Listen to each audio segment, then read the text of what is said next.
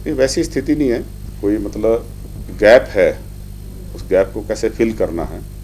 हम ये नहीं कह सकते कि हमारे पास बिल्कुल जो है ट्रेजरी बंद हो गई है, ऐसा नहीं है। लेकिन क्योंकि हमारा जो कुल अपने जो टैक्सेज हैं, जितना हमारे पास रेवेन्यू अपने सोर्सेज से टैक्स रेवेन्यू या नॉन टैक्स रेवेन्यू जो है, ये लगभग 18,000 करोड़ रुपए हमारे पास 2026-27 में आएगा। और लगभग 14,000 करोड़ रुपए जो स्टेट ही कलेक्ट करती है, और उसमें सेंट्रल गवर्नमेंट के खाते में जो है जीएसटी है, जीएसटी हम जितना इकट्ठा करते हैं उसमें से हमें वापस जो है सिर्फ 41% मिलता है, 59% सीधा भारत सरकार को जाता है। तो उसमें जो हमारा शेयर बनता है वो लगभग 14,000 करोड़ रुपए है। तो कुल मिला के ये 32,000 करोड़ रुपए का जो है हमारे पास रेवेन्यू आएगा। लेकिन अगले साल जो खर्चा होना है वो 48,000 करोड़ का है 12 महीने में, ये सिर्फ एक महीने की बात नहीं है। तो हमारे पास 32,000 करोड़ रुपए रेवेन्यू से जो टैक्स रेवेन्यू है या सेंट्रल गवर्नमेंट से जो हमारा शेयर है वो बनता है। 10,000 करोड़ रुपए का हम लोन उठाने के लिए एंटाइटल्ड हैं। तो 42,000 करोड़ रुपए कुल हमारे पास पैसा होगा खर्चने के लिए। लेकिन फिर भी 6,000 करोड़ का गैप है।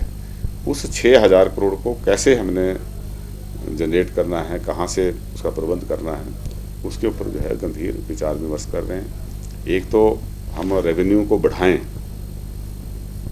उसकी ज़रूरत है, लेकिन साथ में हम खर्चे कम करें, उसकी भी ज़रूरत है। और खर्चे करने के लिए कई बार, क्योंकि डेमोक्रेसी है, इसमें सीधा टारगेट जो है वो पॉलिटिकल उस पर क्लास है उसके ऊपर होता है। लेकिन उससे भी बात नहीं बनने वाली ना, क्योंकि 6,000 करोड़ रुपए बड़ा अमाउंट होता है। और सारे पॉलिटिशियन को अगर मिला लेंगे तो मुझे नहीं लगता कि उसमें 20 करोड़ का भी प्रबंध होगा। तो इसमें सबको जो है ऑन बोर्ड लेने की ज़रूरत है, सबको एक मंच पर आने की ज़रूरत है। सभी आपसी समझ से, विचार विमर्श से क्या वो कर सकते हैं, उसके लिए हमें आगे आने की ज़रूरत है। तौर पे क्योंकि ओपीएस जब लागू की है तो 1,800 करोड़ रुपए का हमारा जो बोरोइंग लिमिट थी, जो लोन लेने की क्षमता थी, उसको कम कर दिया। और अभी भी क्योंकि जो ये आरडीजी बंद किया है, ये सीधे तौर पे जो है इंडिकेशन यही है, क्योंकि अप्रत्यक्ष तौर पे तो केंद्रीय भाजपा के नेता और कह रहे हैं कि ये इन्होंने अपने जो खर्चे हैं वो बढ़ा दिए हैं, फाइनेंशियल डिसिप्लिन की तरफ जो है काम नहीं किया है स्टेट्स ने। तो उसका सीधा सा मतलब यही है कि आपने जो है ओपीएस लागू कर दी और उसकी वजह से आपको पेनलाइज करना पड़ेगा।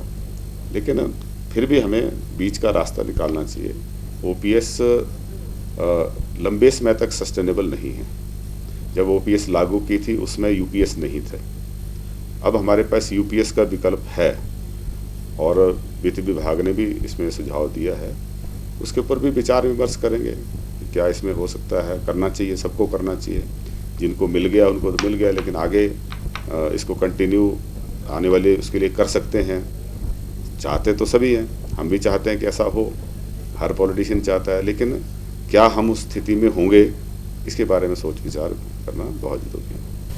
उसमें कई फैसले हुए, जिसमें जो आपने न्यू सिटीज़ डेवलप करने की बात कही है, उसमें भी हमें, क्योंकि जो कुछ काम उसमें स्टार्ट किया है, जैसे ड्रोन सर्वे का है और लैंड कंसोलिडेट करने का है, तो इसके लिए हमने जो फाइनेंशियल अप्रूवल दी है उसमें 5 करोड़ पर प्रोजेक्ट जो है, सो दैट की जो भी इनिशियल लेवल पे जो कॉस्ट उसमें इन्वॉल्व होती है उसको वो रेगुलाइज कर सकें। और इसके अलावा एक हमने नई कॉलोनी जो है वो ज्वाला जी के साथ में, ज्वाला जी शक्ति कॉलोनी के नाम से डेवलप कर रहे हैं, जिसमें लगभग 130 प्लॉट्स होंगे। उसके लिए भी जो एडमिनिस्ट्रेटिव और एस्टिमेट सैंक्शन अप्रूवल दी है। इसके अलावा घुमारवी में एक कमर्शियल कम्प्लेक्स बना रहे हैं, उसके लिए दी है एडमिनिस्ट्रेटिव अप्रूवल। और जाठिया देवी में जो टाउनशिप है, अब हमने ये निर्णय लिया है कि जो लैंड हमारे पास ऑलरेडी अवेलेबल है लगभग 250 बीघा, उसमें हम अपने स्तर पे जो है वो डेवलपमेंट स्टार्ट करने जा रहे हैं, जिसके लिए 1,327 करोड़ रुपए की एस्टिमेट सैंक्शन जो है आज बीओडी में दी है। Bureau report, channel 9 Shimla.